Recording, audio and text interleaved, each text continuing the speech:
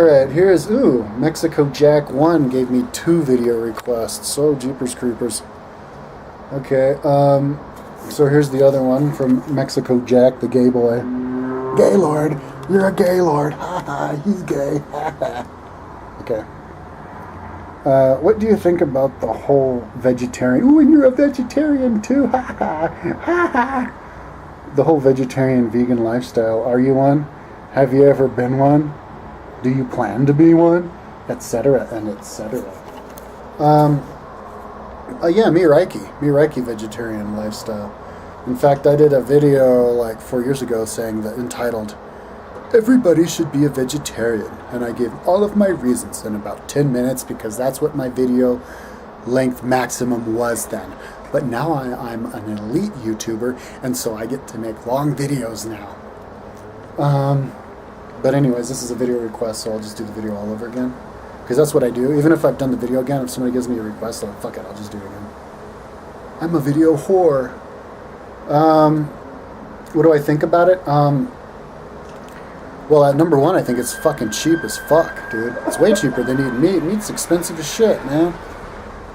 You're going with a one-way ticket to the poorhouse if you're eating the meat. Just eat the veggies, man. Way cheaper. Get canned vegetables, 69 cents each. Each can, you eat 3 cans a day, you know? You can live off of less than $5 a day food in America. And be a badass, you know? $5 a day will get you 2,000 calories. So, it's also better for the environment. Each cow takes about 1 entire acre of land. And you can get a lot more calories out of 1 acre of land than you can out of, like, you know, cows that they use. And especially if you make like aeroponic skyscrapers, like in cities and stuff, you can just grow fruits and vegetables inside with aeroponics and grow them fast and cheap and not have to use pesticides or any of that kind of stuff. Now, another problem with meat eating cows and chickens is that you're feeding the zeitgeist. Today I'm talking about the zeitgeist a lot. You're feeding negativity into the zeitgeist. You're feeding fear and suffering because these animals are not living the way that God intended them to live. They're not out on the range soaking up the sun and enjoying their cud. They're miserable. Animals can be miserable. Yes, animals can be sad. In fact, I rode my bike past a slaughterhouse once, and all the animals, I think it was a slaughterhouse, all the animals were screaming in agony. It was insane. I was like I was in the bowels of hell. So having like slaughterhouses is basically like exhuming the bowels of hell. And then having people work there, you know. I mean, I know they kill them quickly with like a air bullet to their temple and stuff, but they know they're gonna die. They're not that stupid. They can see the other ones in front of them getting killed.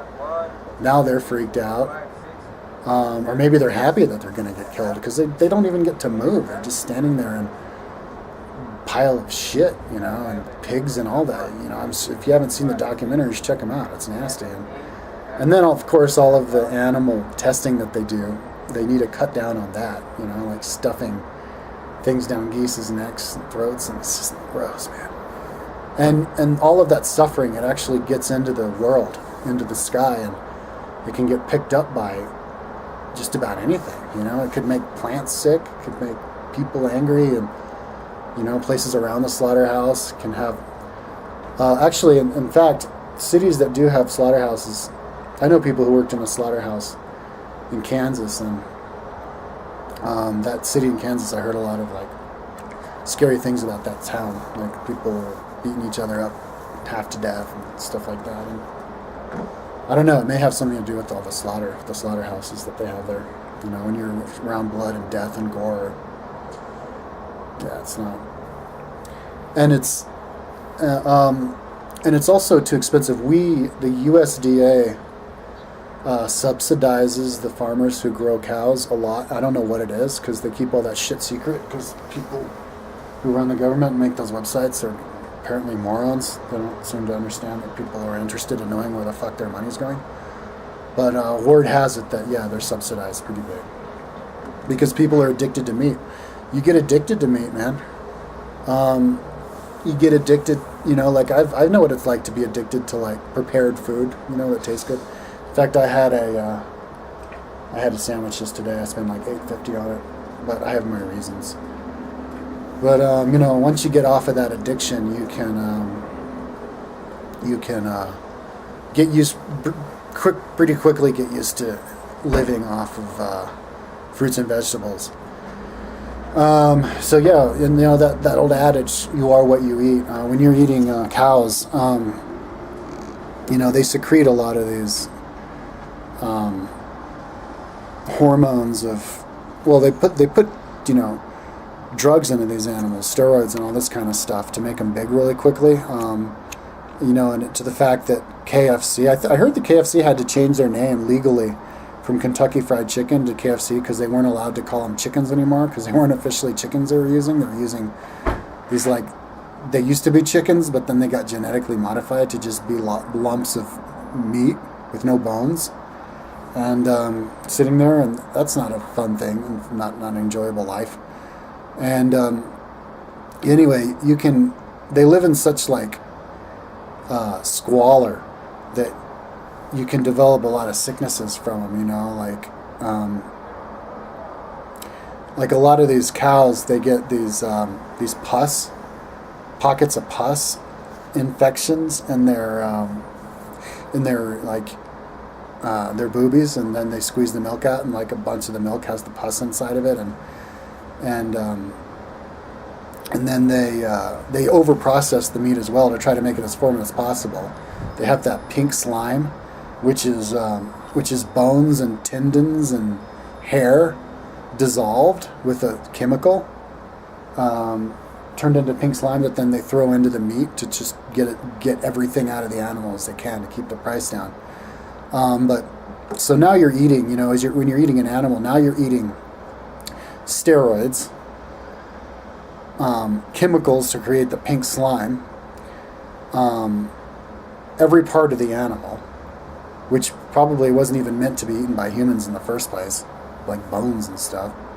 And now all of the hormones that are secreted into their bodies from when they know they're about to die, the fear, the anger, the sadness, and also they're not exercising like they're naturally supposed to, like the way God intended them to. So they've got all this lactic acid in their muscles, and so you're just eating all these toxins, and down that's getting in your body, and you can't. It's kind of clogging you up from being able to be a full human being. It blocks all of your neurological pathways, and it makes you toxic and makes you numb, shuts down your ability to communicate with your higher self and chakras, and you can't be a true human being connected to the finer things in the universe, the higher energies of God, if you have all this these toxins inside of your body. You can get a lot of that stuff from the animals. Whereas if you're living off of fruit and vegetables, you're eating something that was sprouted from the earth and from light, and that's it. Especially if you're doing aeroponics, you don't even have to use bug spray for that stuff. It's just the actual plant. I don't know if you'd have a problem eating a plant that was grown under a fluorescent light bulb, or one grown under the sun. But you can also, with the land that we use for all these cows that we eat and chickens, you could use that to make farms, to make actual food, actual fruits and vegetables, and we can still eat meat. Just eat meat that's grown the way it always was out there on the range. And chickens. We can still eat chickens, just eat actual chickens, and eggs. And if it's extra expensive, then it's something that you should just eat on Thanksgiving, or eat once a month as a delicacy, to remember your days in the good old days back before we all became vegetarian, but most of the time be vegetarian. Don't be one of these people who's eating meat all the time, every day, all day, every day. Because if you're doing that also, you're going to jack up your cholesterol, which will give you heart disease. And the correlation between too much red meat and heart disease is pretty self-explanatory. Now as far as vegan, I think vegan means no dairy. It's being too much. Eating a little bit of dairy every day is perfectly natural, but if you wanted to totally go hardcore and just not eat anything having to do with animals, just because you don't trust where it came from, that makes sense. If you know for 100% fact that the egg you're eating came from that little chicken out there, and not eating the egg because you're a vegan, well, I think that's going a little bit too far. Maybe you should reevaluate why you're a vegan at that point. Because we've had chickens and stuff since the beginning of time. It's perfectly natural to live off eggs and meat. But I think there does come a time in the future that we won't eat meat at all, and I think we should try to strive for that future, bring it close to us, bring the future to us as soon as possible. Progress, and I think the future we won't be eating any of that stuff. We can get plenty of protein from other sources, soybeans and all kinds of beans and lentils and stuff, and and then dairy and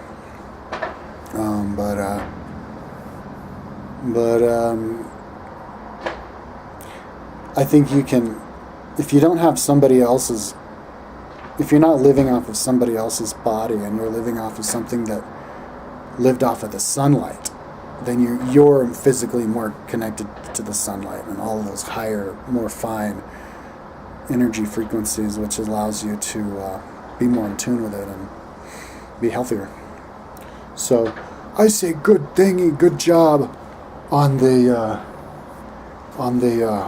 vegan vegetarian lifestyle.